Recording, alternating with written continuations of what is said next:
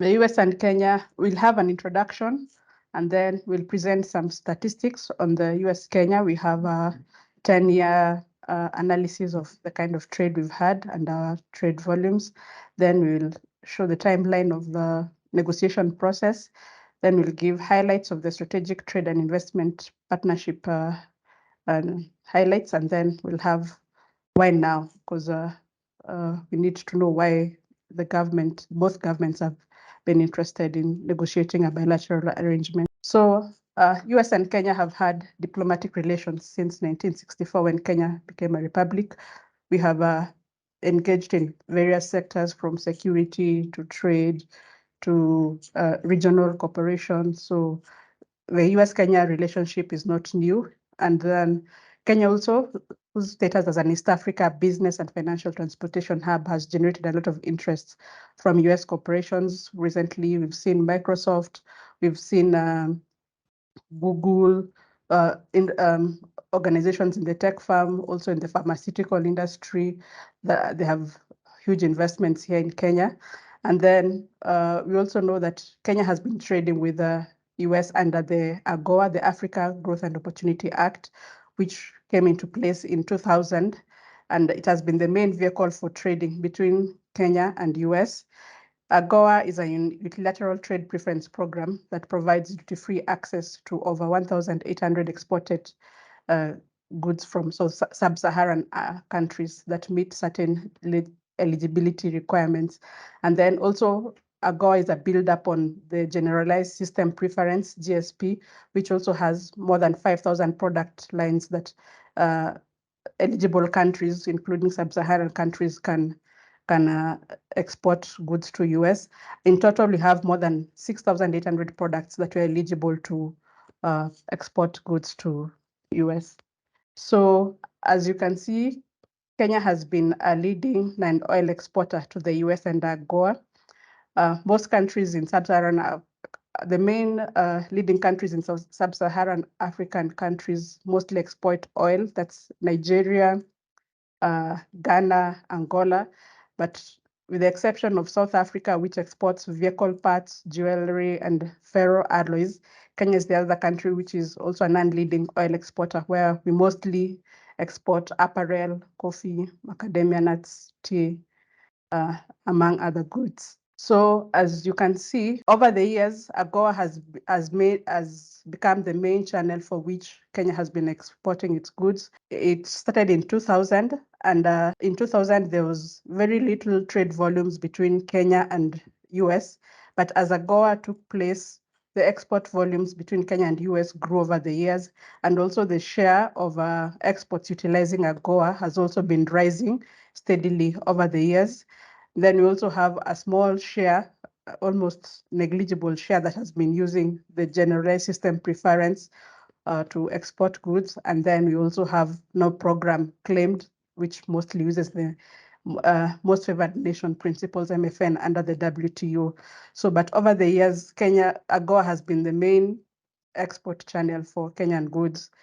And it has remained so. And we know that AGOA is coming to an end in 2025. So we need to see a way through which Kenya will maintain the import and export trade between US and Kenya. So we have some statistics here on the trade volumes between Kenya and US. US has been if you look at our analysis, has been done in over a 10-year period. US has been the second largest export destination for Kenyan goods. Over the last 10 years, we have exported goods on average worth $437 million. Uganda has remained the top export destination, and then we have Pakistan, which we mainly export tea to Pakistan. Netherlands buys a lot of our cut flowers. UK exports a number of goods, starting tea, cut flowers, and other goods. Then we have Tanzania, UAE, Egypt, Rwanda, and DRC. And as you can see, on this top 10 list, countries from the East African region feature prominently, showing the importance of regional integration and the EAC community. So when it comes to imports, China over the last 10 years has been our top import destination. We've been exporting goods worth $3.2 million on average over the last 10 years. Bought oil and petroleum from UAE and Saudi Arabia. Then Japan features on the top 5 list because of the second-hand car market. USA comes at number 6, and we have been getting imports worth 810 billion over the last 10 years. Then South Africa, Indonesia, Germany, and Uganda. So if you look at this list, only South Africa and Uganda feature from African nations, and our imports mostly come from the East, the Asia, and also West side. So when doing our analysis, we sought to see the nature of trade between Kenya and US over the last 10 years, and we computed data from KNBS, AGOA, and OECD, and we saw some variance with the different data.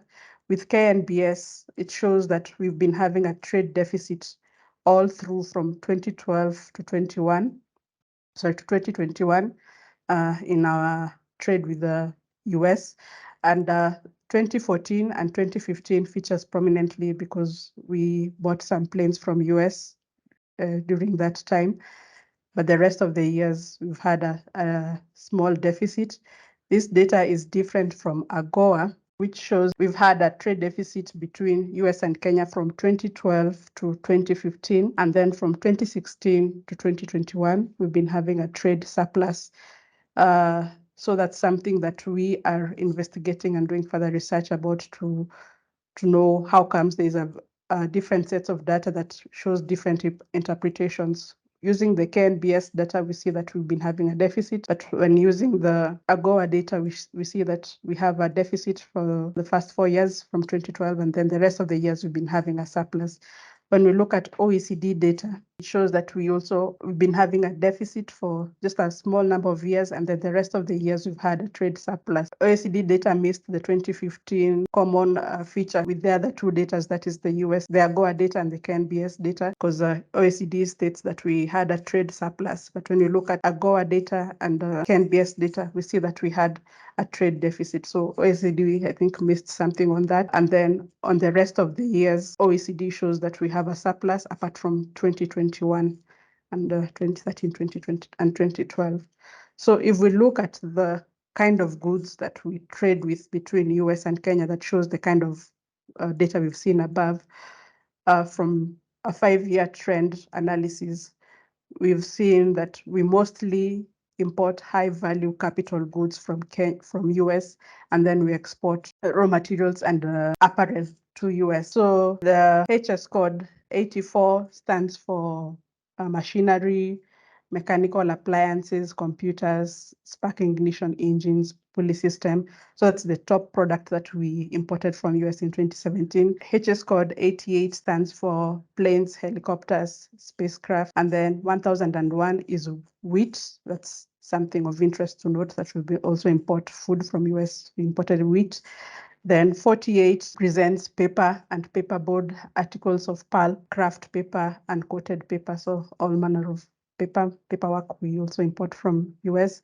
And then 39 stands for plastics and articles thereof, mainly vinyl chloride, ethylene, propylene, cellulose plastics, housewares, self-adhesives, building materials, and other plastic products.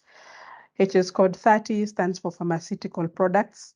1001 is sorghum, and HS code 0713 is dried legumes. So as much as we do import high value capital goods, we also have some aspects of food, that is wheat, sorghum, and dried legumes. Then on the other hand, Kenya has been consistently exporting knitted apparel and clothing accessories. That's not knitted, HS code 62. Then HS code 61 represents apparel and clothing that is knitted or crocheted. HS code 0901 stands for coffee. 0802 it's nuts, mainly macadamia nuts. Then 0902 is tea, 2614 is titanium ore, 0603 is cut flowers, 3301 is essential oils, 2710 is an interesting product that we have been exporting to US, that is refined petroleum, and 2101 is coffee and tea extracts. That's the nature of trade that we had with US in 2017. When we come to 2018, we have still maintained the kind of goods that we have imported from US, that is planes, electrical appliances, machinery, plastics. Then we have a new product which is called 90, which is optical, photographic, cinematographic, measuring, checking, and medical and surgical instruments. Then, of course, the rest remain as the others. Then we also have a new HS code that is featuring among the top 10 products, 6309, which is textiles, worn clothing, and worn articles commonly referred to as mitumba. So this is in 2018, mitumba featured in the top 10 products that we imported from US. And then in the HS code 2711 is petroleum gas, which is also a new product that features in the top 10. While on the other hand, we still maintained apparels, that's 61 and 62, nuts, that's 08, 02, 09, 01 is coffee. Then we have a new one, 85, 23, it is discs, tapes, solid state, non-volatile storage devices, smart cards, and other media for recording. Then 2614 is still titanium ore, 2101 is coffee and tea extracts, and then 0902 is tea, and then we have a new one, 15, that is vegetable wax and beeswax.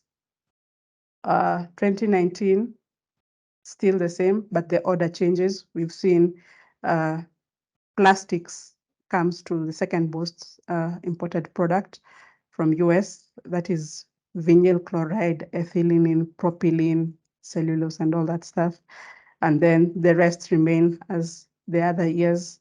Wheat still features, petroleum gas still features, which is called 2711, and also paper and chemical products. 38 is a new one. Chemical products, that's laboratory reagents, pesticides, industrial fatty acids, oils, and alcohols.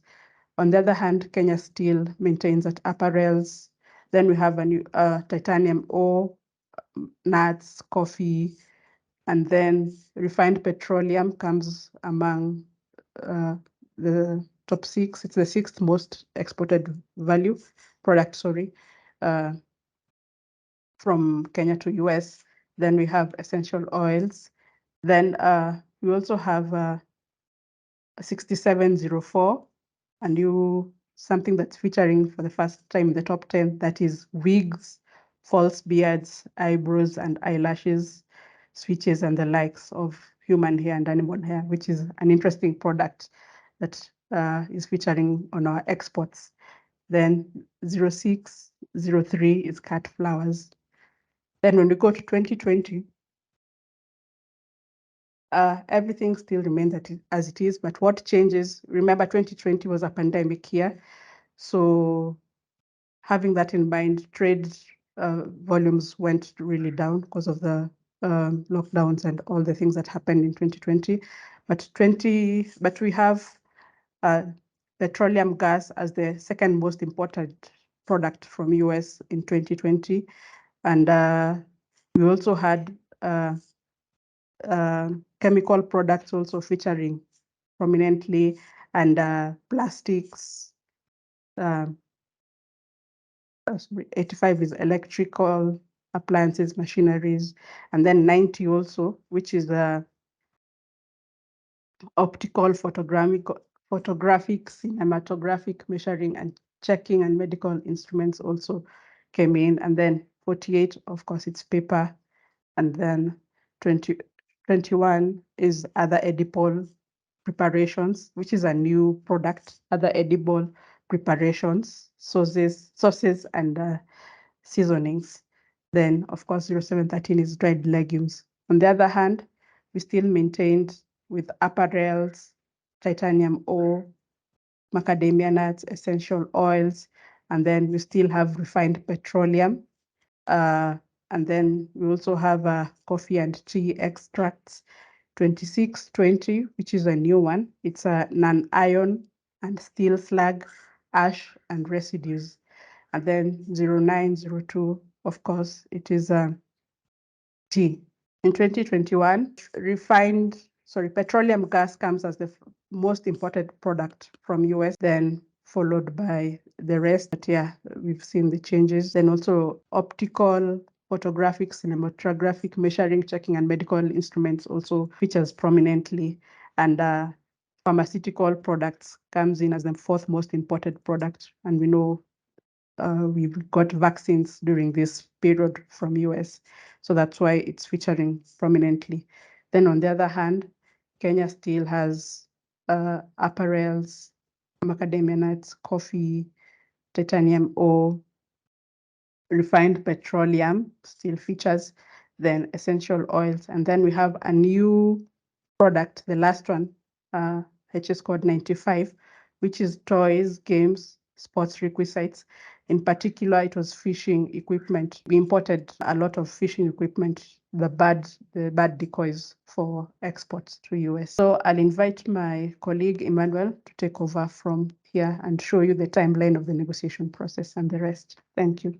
So what Melody took us through is the trade background, character of trade relationship between Kenya and the United States. As this relationship has been growing and evolving, we've seen both sides start to pursue new type of trade relationships. So if we go back to the AGOA, the AGOA is an instrument, a unilateral instrument created by the United States to provide access to provide sub-Saharan African countries with access to American markets.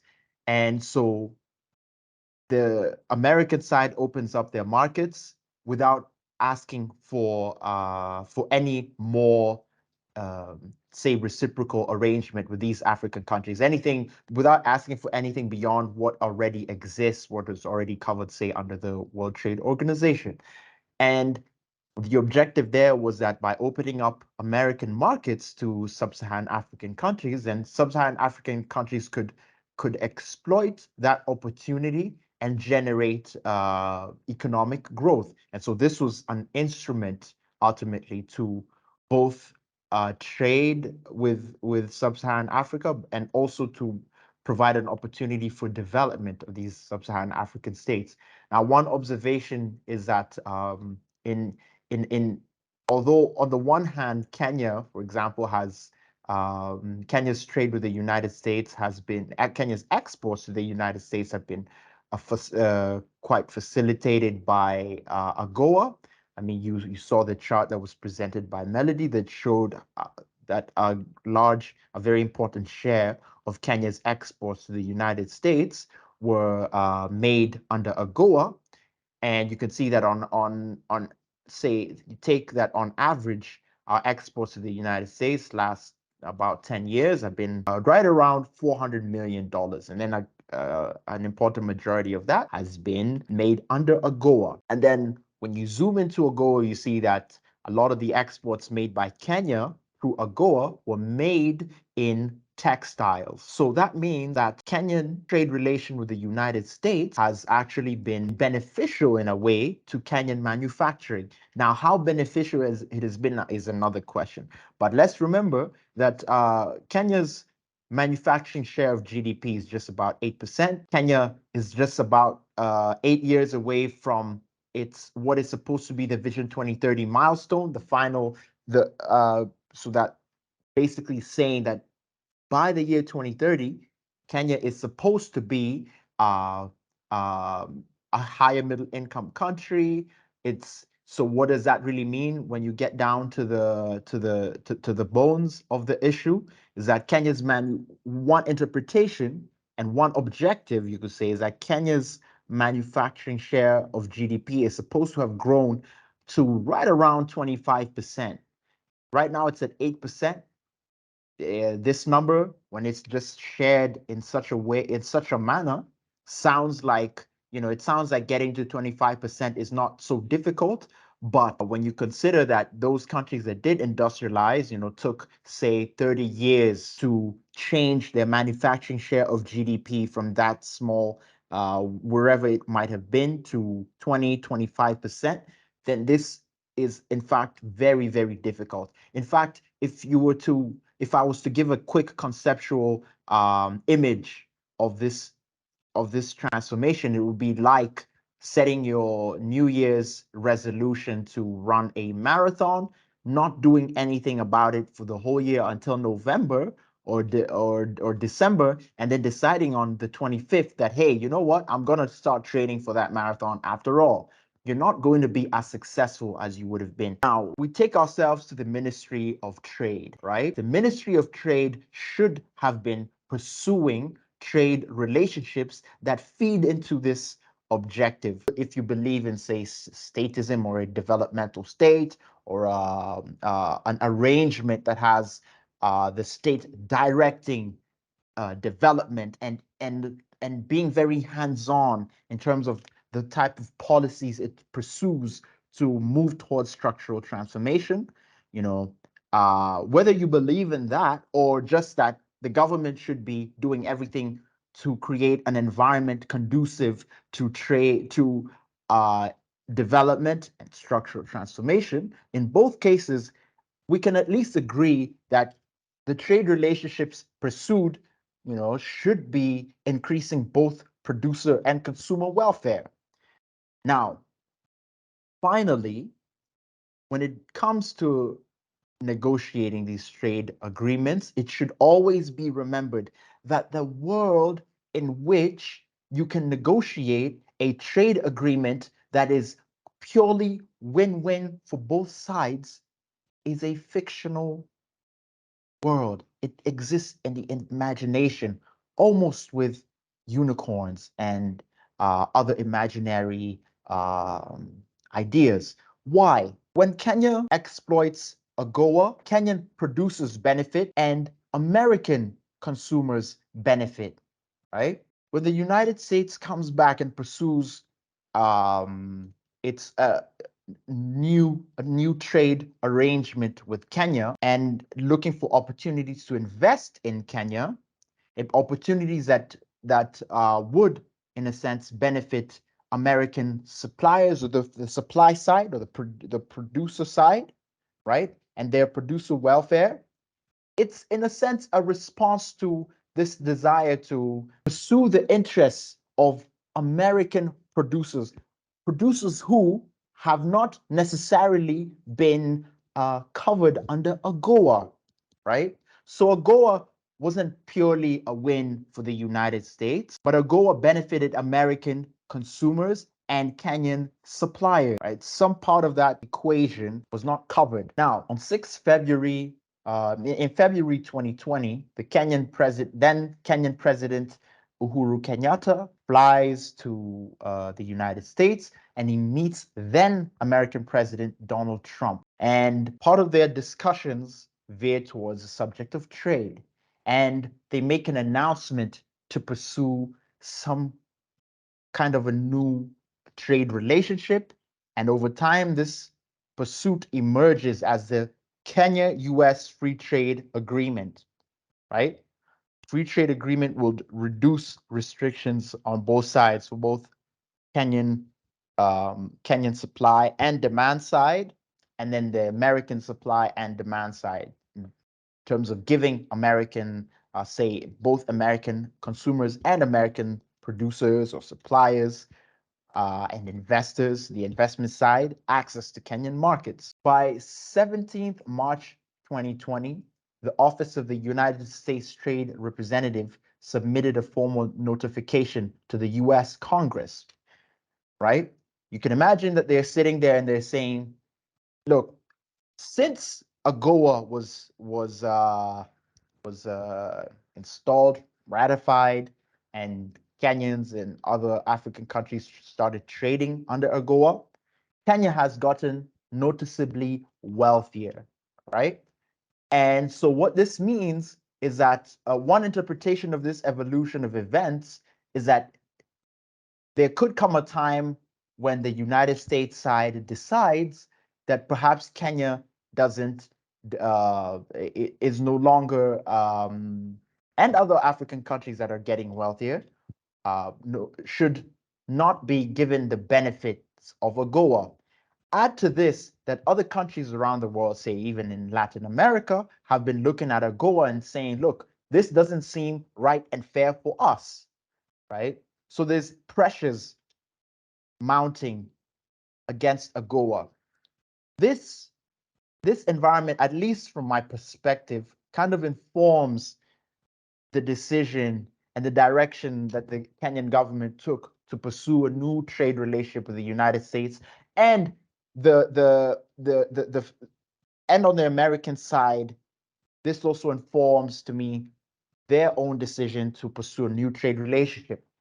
Now, when you look a little deeper into the FTA, the American side also claimed, or rather stated, that their objective with now, I don't use claim as if as if I have suspicions of a conspiracy. No, rather this is what was written. Their objective with the Kenya-US free trade agreement was that this would be the first of a network of similar agreements with African countries, and that these agreements would serve to support Africa's trade integration efforts, that this pursuit would support, say, the African Continental Free Trade Area, and this pursuit would also support the regional economic communities, among them the East African community, right? So the Americans are saying, or they said at the time, that the US-Kenya FTA would be the first of many other agreements of a similar nature, a network of agreements with sub-Saharan African countries that would serve as one of the cornerstones of regional integration on the continent. By June 2020, Kenya issued its own summary of negotiating objectives, and then by 8th July, the first round of negotiations began. So by that time, COVID had hit, and but still, the negotiations had to go on. Now, in that time, both countries endured or saw a change in power. Oh, this went off.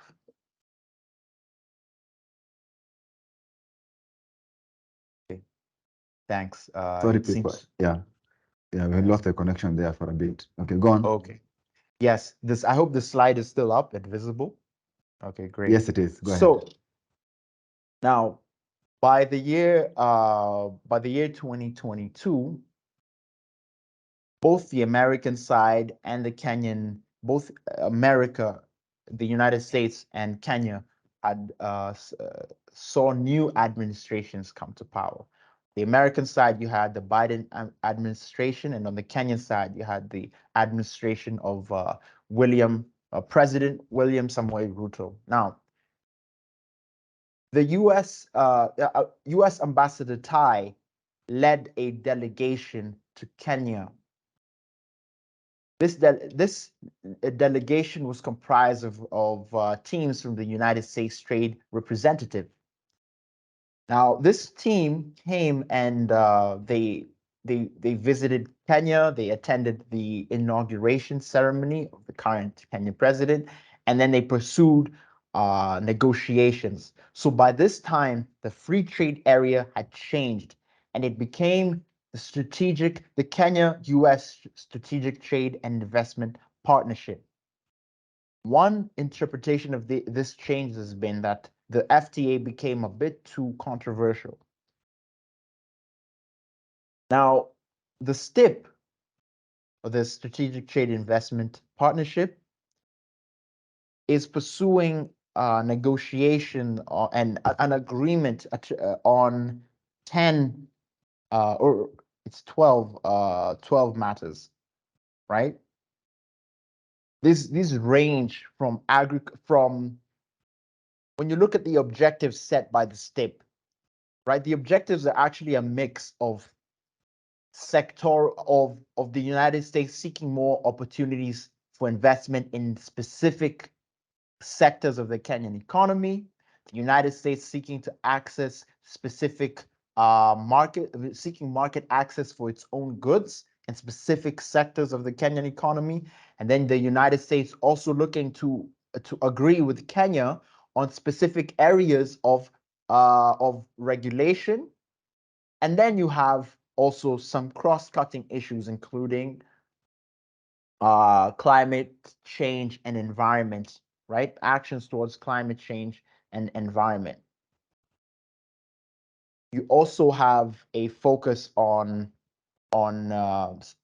very specific regulatory issues like workers' rights and trade facilitation and customs procedures, and the support of women in trade.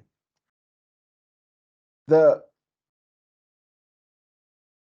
one interpretation of the STIP is that the STIP is looking for it represents an American interest in increasing investments, its own investments in Kenya, right? We're exporting to them. They wanted to increase their side of the trade with us. Yeah, those 10 areas of the STIP. Now,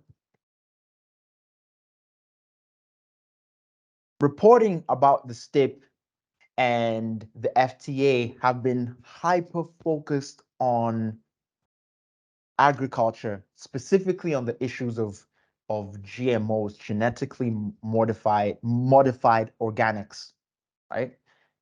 And then there's been some coverage on corruption. What's emerged, the latest updates to these negotiations have been actually specifically in the areas of agriculture, anti-corruption, micro and small enterprises, and services domestic regulation. Now, globally, what we can see is that the American side wants to see more collaboration in agriculture technology. They also do want more access for American genetically modified organics. But there's more to STIP than GMOs. On the anti-corruption side, the Americans are seeking more guarantees and more action against corruption. My comment here would be that since the Kenyans already prefer to work for American firms for many reasons, among them the stable income they provide, the stable, well-regulated working environment, right? The opportunity to actually hold American firms to account, right? The fact that American firms can be held to account. Many of you have probably already seen the recent episodes that I've had. Kenyan workers who are working for Meta, the American firm best known for its Facebook product. And these individuals are pursuing a case against the working conditions that they allege that Meta has placed them under, right? This is the very fact that they can pursue such a case is testament to many things, among them the fact that the United States and other countries also like the United Kingdom do hold their own firms to account even outside their countries of operation. And perhaps now, if the American side was successful in accessing Kenyan markets just purely for investment, for example, and they increased the magnitude of investments that they had in the Kenyan market, then the very fact that they hold their firms to high account, right, could itself be an instrument against corruption. And this is a pursuit against corruption that would not even need too much agreement with the African with the Kenyan state itself. So, for example, if a mechanism existed that prevented actors known to have participated in, say, tender-related corruption, right? And that those actors were now barred, right, from accessing, from trading, from interacting with American firms, then this could work as a deterrent to corruption. It's just one example of how a mechanism can be created for against corruption unilaterally on the American side. Now, in closing, the STIP and it represents Kenya and the United States pursuing a new trade relationship, and that this pursuit of a new trade relationship is colored, among many things, by the fact that on a qualitative basis, the first Kenyans are getting wealthier, and Kenya is exporting more goods to the United States. And the fact that Kenya is getting wealthier and exporting more goods to the United States also means that Kenya's relationship with regards to those, say, AGOA, right? If it was that the American side decided that AGOA no longer applied to states like Kenya that were, or nations like Kenya that were getting wealthier, then Kenya would have in place a new trade relationship, a new framework for trade between the two countries, so that it could, continue without interruption. Because you're talking about firms that have already accessed markets in the United States and that would be well served by stability between the two countries. Now, the final point is that ultimately the environment in which firms act and interact is a very strong determinant of which firms, of what kinds of investments, what kind of foreign investments find their way to Kenya, right? If you have, for example, an unpredictable tax environment where the tax codes and tax regulations are changing almost every year, this is a deterrent to this dissuades foreign direct investment. I'll hand it over to my colleague Melody, and she'll talk about why now.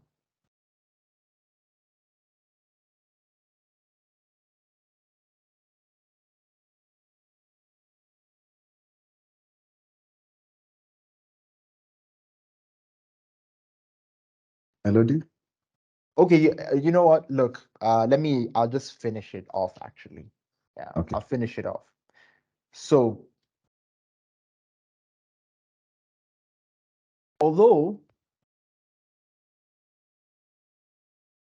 the AGOA, which is Kenya's main channel for trade, is set to expire on 30th September 2025, there's no indication, there's no official indication of an extension. On the one hand, perhaps it's likely that AGOA will be extended, but there are mounting pressures, right? Mounting pressures, say, by other countries that do trade with the United States, that think that this facility is unfair. The fact that Kenya is getting wealthier, all these facts that we've put together, they make it so that it is wise for Kenya to pursue a new trade relationship, because the old trade frameworks could actually change, right? You don't want to be in the year 2025 finding yourself without a trade facility, some kind of a trade framework. You have manufacturers of textiles who are dependent on the American market, and now their access to the American market is unpredictable, or maybe you get to that year and they no longer have access. These are problems that are best addressed early, right? So you put all these facts together, there are reasons for both sides to pursue new agreement. Ultimately, from an economic perspective, it boils down to trying to maximize consumer and producer surplus on both sides. Kenyan traders want to export more goods to the American market. You know, they might want to go beyond the provisions of AGOA. This is an interest that the Kenyan side could be pursuing. But it should also be noted that expanding the Kenyan market for American investment could also be beneficial for the Kenyan consumers, and that as voices pitch in and provide their own perspectives on the debate, we should ask ourselves that ultimately, from a trade perspective, who are they speaking for? Are you speaking for the consumer surplus, right? If you say, for example, that GMOs should not be imported, should not have more access to Kenyan markets, this argument should be parsed out a little more, because if we talk about seeds, genetically modified seeds that cannot be replanted, right? And that if you have a scenario whereby natural seeds that can be replanted are actually over time replaced and no longer accessible in the Kenyan market, well, maybe this is an aspect of GMOs that is more beneficial to American producers of seeds, right? This is just an example of how nuanced the issue can be. Another example is if a firm opens a factory in Kenya. Those who argue, for example, that such a firm will be taking away from Kenyan manufacturing, we should ask ourselves, which side are they speaking for? Because imagine the jobs that a factory can provide, right? You go to a place like at the river, you have Wrigley's, they're manufacturing their chewing gum and other candy products. And that's an American firm providing jobs to Kenyans. And so, in conclusion, both sides will be pursuing their interests. Sometimes, if a trade representative is under the influence, and I don't mean this in a negative way, but the influence of uh, of of producers, then these interests might skew towards producer side and producer surplus. If the consumer protections groups are not present in these negotiations, and they will find that the conclusion of the negotiation might not have as much input on that supports a consumer surplus. Or put another way, both we should be watching for how the STIP and how developments on the STIP actually serve producer and consumer surplus. Perhaps I can start with Tim Jagi's question. Tim Jagi is a friend of the IEA. So he says, and this is both to you, Melody, and Emmanuel Ochendo, that the key challenge for US food imports into Kenya was the GMO ban. When the regulations allow for 99% GMO free, we can get some products such as wheat. We have a deficit of sorghum, but this doesn't make headlines because it's not a key staple. In the current deal, the US is seeking to import more agricultural products, including livestock products. How should the government negotiate? Because the current fear is that such imports would kill the local industry. So both of you can weigh in on that. And then the next one from Tim again. What lessons can we learn from the AGOA deal? So weigh in on that. We know that the promise of revival of our local textile industry has not materialized. Our textile and leather industries has not shown the growth as had been promised. I see Emmanuel had some rejoinder to that. So let's take this, then the last two then can respond to all of them together. Simon Kinguri says, or asks, when the KK government took over, they said they might use ambassadors in various countries to make Kenyan products. Could this be a channel to bridge the deficit? So I guess you can weigh in on that as well, both of you.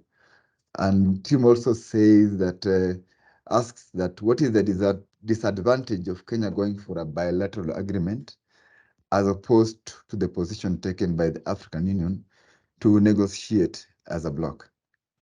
So either of you can go first, weigh in on any question you feel is for you.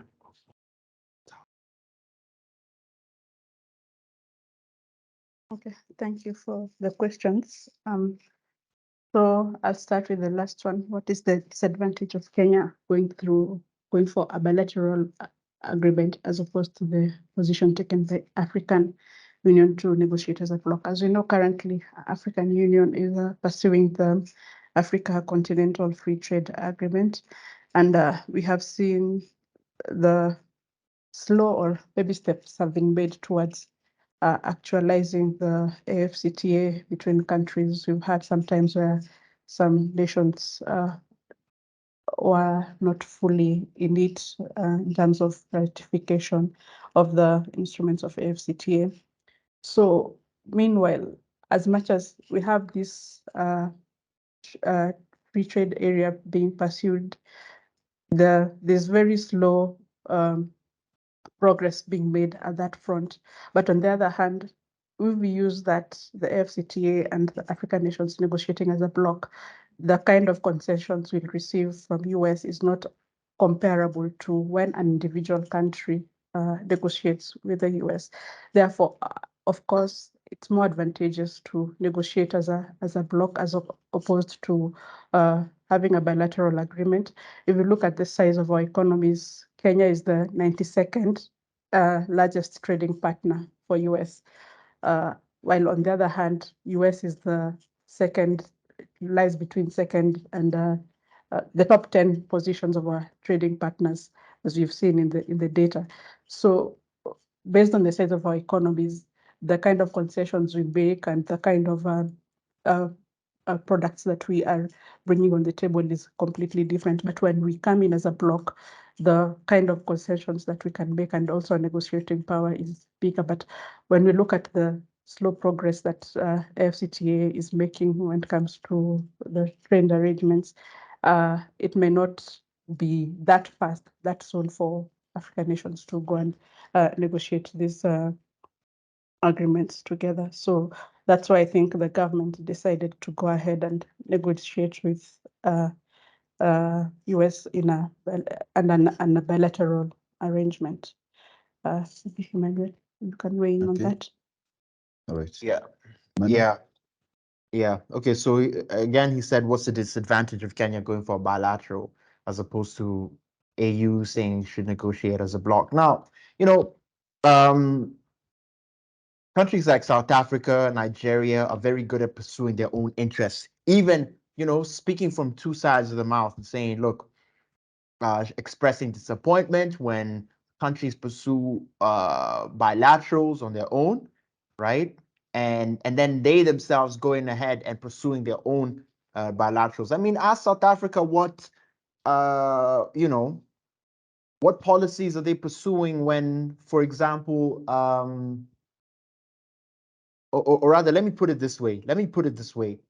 So already with the CFTA, the largest African countries, right, the largest economies are themselves dragging their feet. There's that on the one hand. On the other hand, the success of CFTA will be built on the success of the regional economic communities. But when you have the largest economies themselves not even taking that leadership to try and look for positions that benefit the totality of the continent, it seems that this idea that African nations should negotiate as a bloc is something that doesn't exist in practice. Now, in closing, it doesn't hurt, and And Kenya should pursue its own bilateral agreements and look for those agreements that are beneficial to itself. But there will be issues where if a bilateral actually is found to be going against the regional economic communities, right? Before we even talk about the CFTA, then this could undermine those regional integration efforts. But on the whole, interactions with we can also ask ourselves the ways in which these bilateral agreements actually improve regional economic communities. So if we just take one issue, for example, if Kenya improved its customs, the quality of customs regulation, then this would actually have an effect on customs regulation in the region, because a more professionalized customs institution induced by interaction with the United States could also have positive effects for regional economic communities. So I think all that is to say that we can look a little more issue by issue and see how a specific bilateral agreement and bilateral relationship could actually have both benefits, could actually have benefits for regional economic communities and not the whole continent. But I wouldn't say that African countries should, in principle, wait for other countries and then negotiate as a bloc. Okay, Manuel. Before both of you can weigh in on the rest of the questions, can we allow Dominic? His hand has been up for a while to probably unmute and ask his question. Hello, can you hear me? Go ahead, Dominic. Okay, so my question was, if you do look at my question is on the importance of the bilateral agreements, because if you do look at the EU, there's that integration and they have agreements with each other, but when you compare their trade numbers with countries that they don't have trade agreements, you find that they actually trade more with countries that they don't have trade agreements, if you compare it with the countries that they have trade agreements. So in the aspect of free trade, does it really matter? That's the first question. And on the second one, with the hypocrisy of African countries talking about free trade areas, yet we are imposing an import-export levy on countries' goods getting into our country.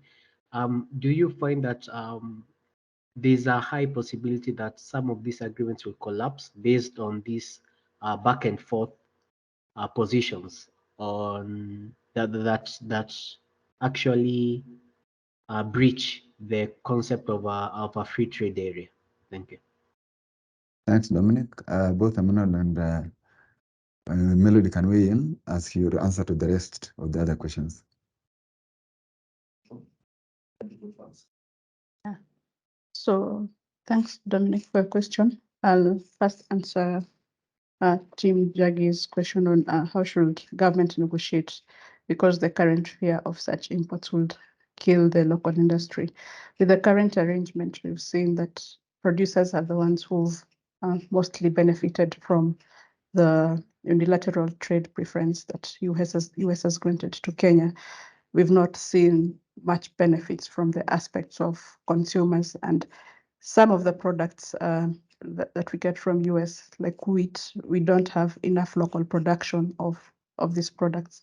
So opening up will lead, in the end, will lead to also consumer surplus and increased consumer welfare, because at the moment it's only the producers. With the current arrangement, it's only the producers who will who benefit from the unilateral preference, because they're the ones who are exporting goods to the US. But when we have the imports coming over, consumers also will have a chance to benefit from the free trade arrangement. And then also on the issue of GMOs, I think as the government decided to free the ban, I think there should also be regulation on labeling to ensure that people make conscious decisions. So people, at the end of the day, people should be given the freedoms to choose whether they want it or not. So there should be like regulations and rules on the labeling and ensuring that a consumer will make a conscious choice when they're getting those products. Emmanuel? Yes, I agree. And I think sometimes the American side, by showing this reluctance to, for example, label their GMO products with larger lettering, I don't know why this has to be the case and why they have to fear it so much. It's true. The assessment of the market and the market reception towards GMOs is maybe correct, that people are spooked, but they have the American side, American negotiators can leave it up to American firms to pursue marketing campaigns, to just inform the public about GMOs and come out honestly and say, look, these are GMOs. Allow the Kenyan government to make them, label them as GMOs, and then convince the public to consume these products. Say, look, maybe our products are cheaper, so they provide you with a consumer surplus, so you can address your own nutrition deficit with these GMO final products. And then when it comes to seeds, so I think also the Kenyan side can parse this issue a bit more also, and present it clearly to the public, and separate the whole basket of GMO products for which are under negotiation, and say, this GMO product, this is how it behaves, this is what effect it has on the market or on people, and this is our position on it. And then this GMO product, right? This is what it does, or this group of products, this is the effect they have, and this is how this is a position we're taking on them. But to always allow for the debates on the issue to be dominated by this vague characterization of what the matter is, I think doesn't benefit either side. So yeah, I mean, in conclusion, the American side is very open about the progress in negotiations. Yeah, maybe they can be a bit more open. Yeah, I hope that covers. Yeah, you do. You only left Simon Kinguri's question. Simon Kinguri. When the KK is out, when the KK government took over, they said they Correct. might use her ambassadors. So I'm using ambassadors in different countries to market Kenyan products. You know, this is difficult if you think about the incentives that the ambassadors have and the incentives that entrepreneurs have. Entrepreneurs will be more incentivized to market their own products. So I mean, we can start our line of questioning from there, and to just say, look, so an entrepreneur's efforts to market his own product will show up in his income, and the feedback will be very direct and will affect his own livelihood. So I don't so could this be a channel to bridge the deficit? Maybe you're talking about the trade deficit. I think that if we expected the government to just pursue to be more transparent in its trade negotiations, that could be actually enough of a healthy expectations, and we can hold them to that and hold them to the content of the negotiation, because then they'll be providing the public good.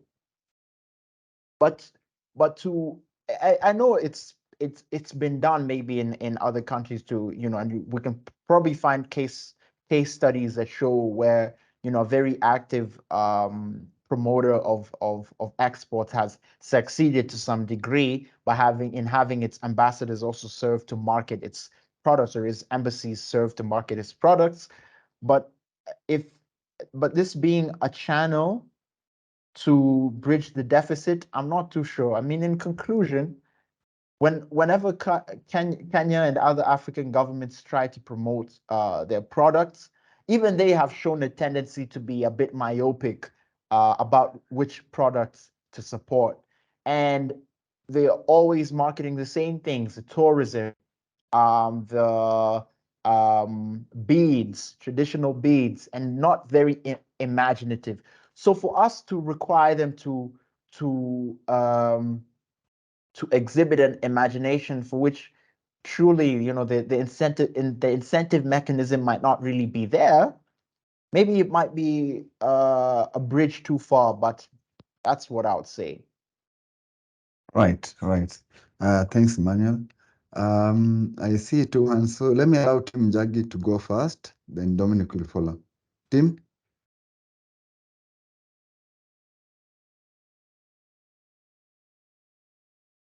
Hello, Tim Jagi, are you there? Kindly unmute and ask your question.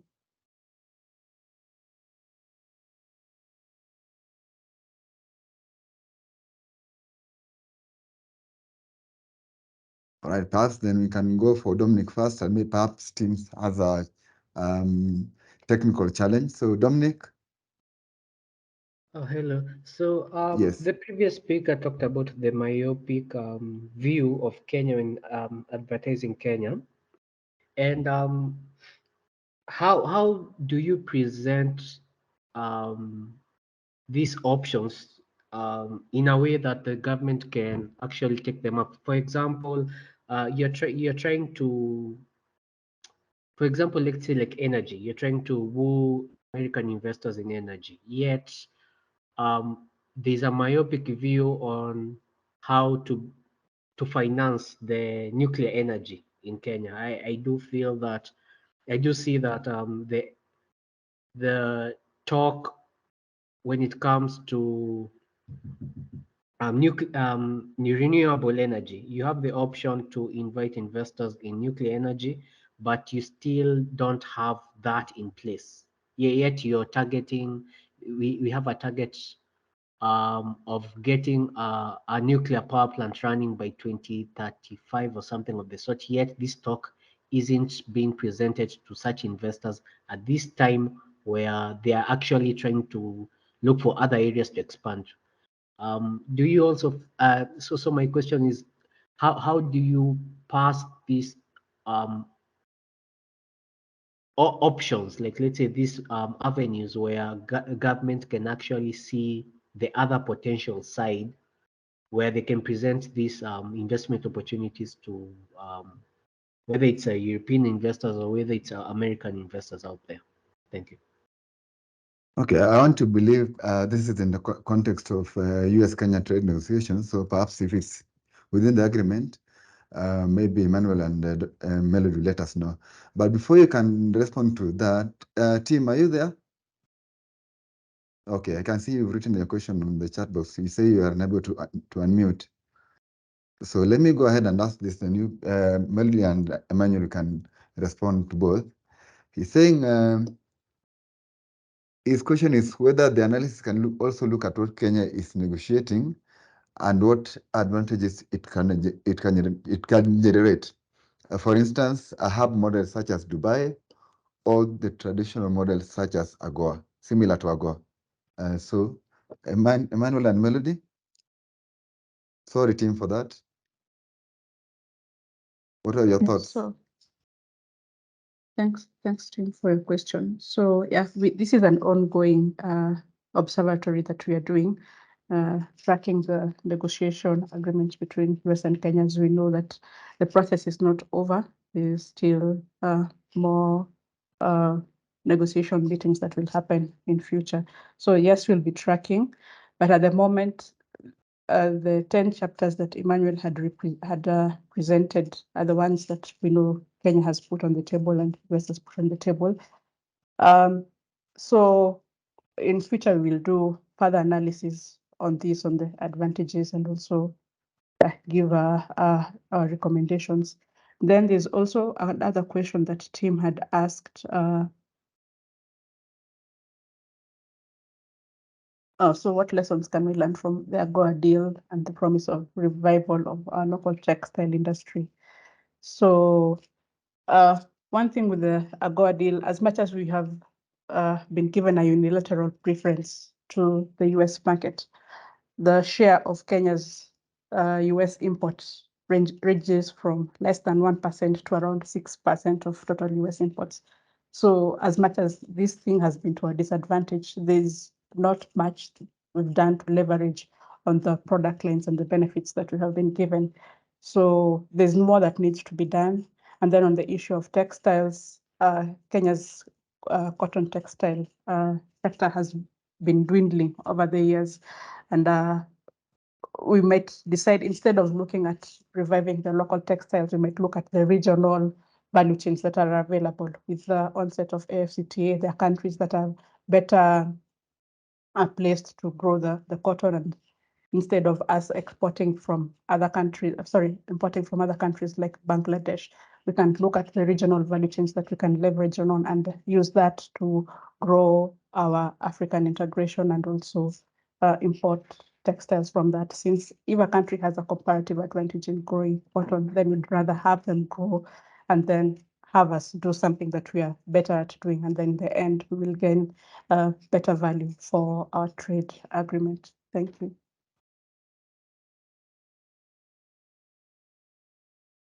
Manuel? Yes. So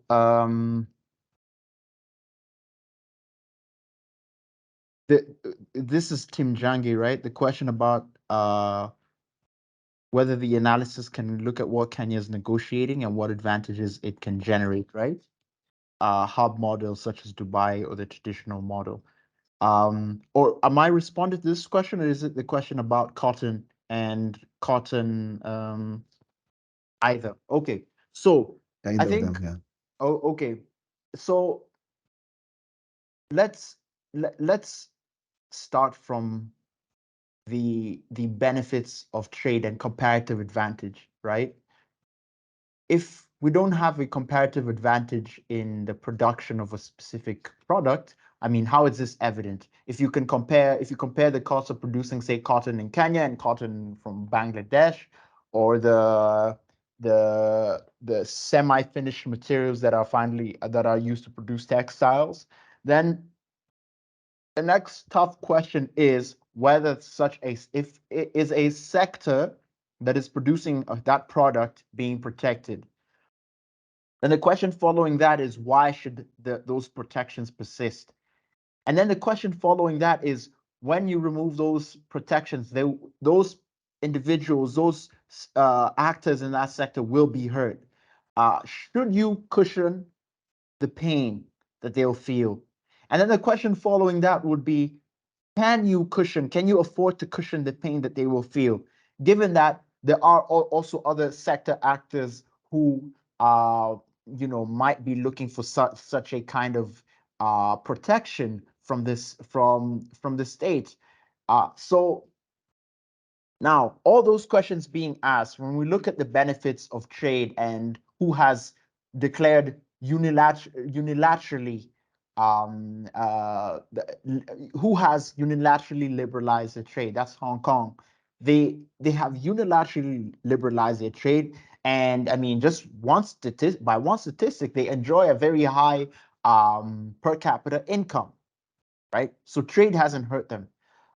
But all this is to say that there is this persisting argument about the pain and how destructive it would be to just open one's borders. It's not untrue that opening borders would itself be destructive, but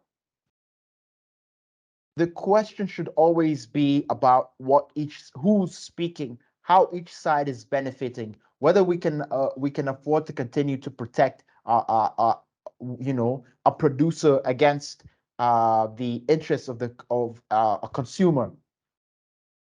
Because now I know I'm actually raising more questions than I am giving a specific answer, but what I'm trying to say is the government keeps if you're in a sense you're covering up errors and you're not exposing them enough to the competition of the global markets, and that